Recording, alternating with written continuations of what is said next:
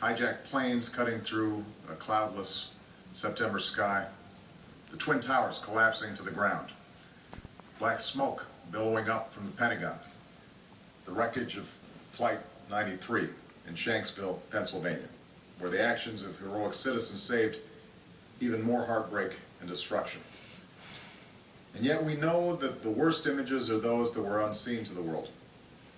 The empty seat at the dinner table, children who were forced to grow up without their mother or their father, parents who would never know the feeling of their child's embrace, nearly 3,000 citizens taken from us, leaving a gaping hole in our hearts. On September 11th, 2001, in our time of grief, the American people came together. We offered our neighbors a hand, and we offered the wounded our blood. We reaffirmed our ties to each other and our love of community and country. On that day, no matter where we came from, what God we prayed to, or what race or ethnicity we were united as one American family. We were also united in our resolve to protect our nation and to bring those who committed this vicious attack to justice. We quickly learned that the 9/11 attacks were carried out by Al-Qaeda, an organization headed by Osama bin Laden, which had openly declared war on the United States and was committed to killing innocents in our country and around the globe. And so we went to war against Al-Qaeda to protect our citizens, our friends, and our allies.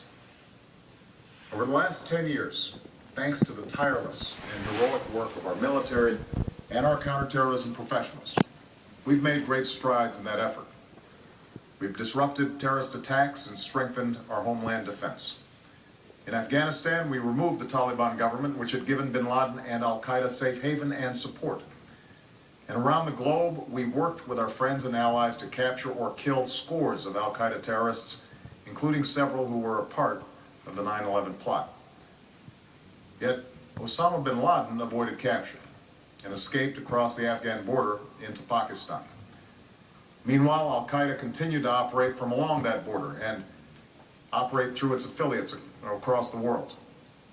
And so shortly after taking office, I directed Leon Panetta, the director of the CIA, to make the killing or capture of bin Laden the top priority of our war against Al-Qaeda, even as we continued our broader efforts to disrupt, dismantle, and defeat his network. Then, last August, after years of painstaking work by our intelligence community, I was briefed on a possible lead to bin Laden. It was far from certain, and it took many months to run this thread to ground. I met repeatedly with my national security team as we developed more information about the possibility that we had located bin Laden hiding within a compound deep inside Pakistan. And finally, last week, I determined that we had enough intelligence to take action and authorized an operation to get Osama bin Laden and bring him to justice.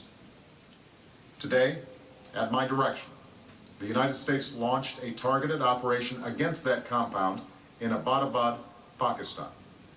A small team of Americans carried out the operation with extraordinary courage and capability. No Americans were harmed. They took care to avoid civilian casualties. After a firefight, they killed Osama bin Laden and took custody of his body. For over 2 decades, bin Laden has been Al-Qaeda's leader and symbol, and has continued to plot attacks against our country and our friends and allies. The death of bin Laden marks the most significant achievement to date in our nation's effort to defeat Al-Qaeda. Yet his death does not mark the end of our effort. There's no doubt that Al-Qaeda will continue to pursue attacks against us. We must, and we will, remain vigilant at home and abroad. As we do, we must also reaffirm that the United States is not and never will be at war with Islam. I've made clear, just as President Bush did shortly after 9/11, that our war is not against Islam. Bin Laden was not a Muslim leader. He was a mass murderer of Muslims. Indeed, Al-Qaeda has slaughtered scores of Muslims in many countries, including our own. So his demise should be welcomed by all who believe in peace and human dignity.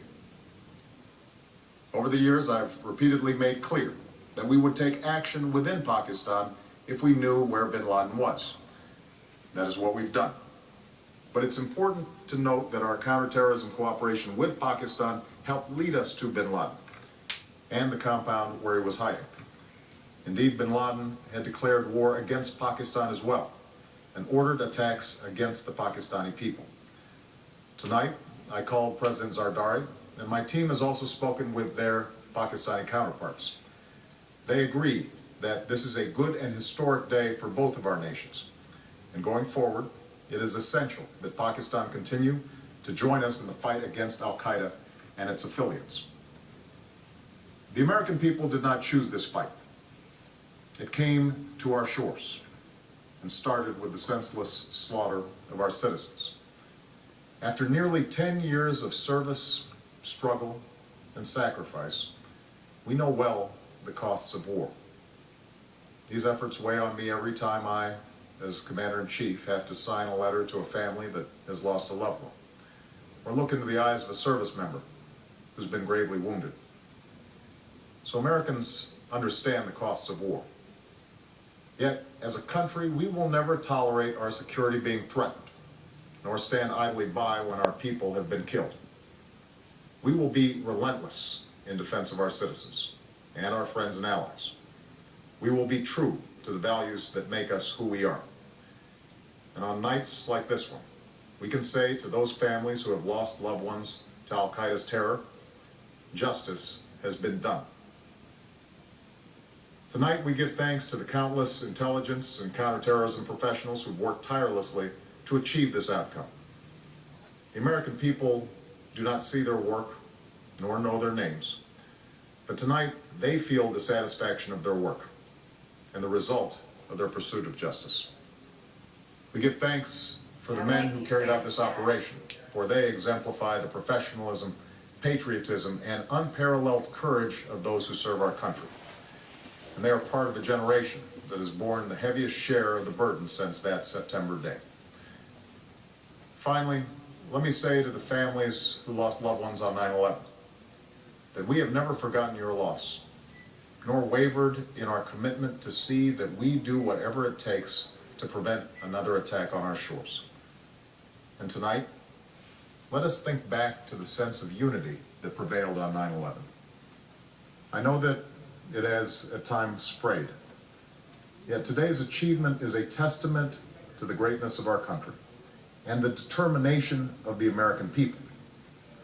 The cause of securing our country is not complete, but tonight we are once again reminded that America can do whatever we set our mind to. That is the story of our history. Whether it's the pursuit of prosperity for our people, or the struggle for equality for all our citizens, our commitment to stand up for our values abroad, and our sacrifices to make the world a safer place. Let us remember that we can do these things not just because of wealth or power, but because of who we are. One nation, under God, indivisible, with liberty and justice for all. Thank you. May God bless you. And may God bless the United States of America.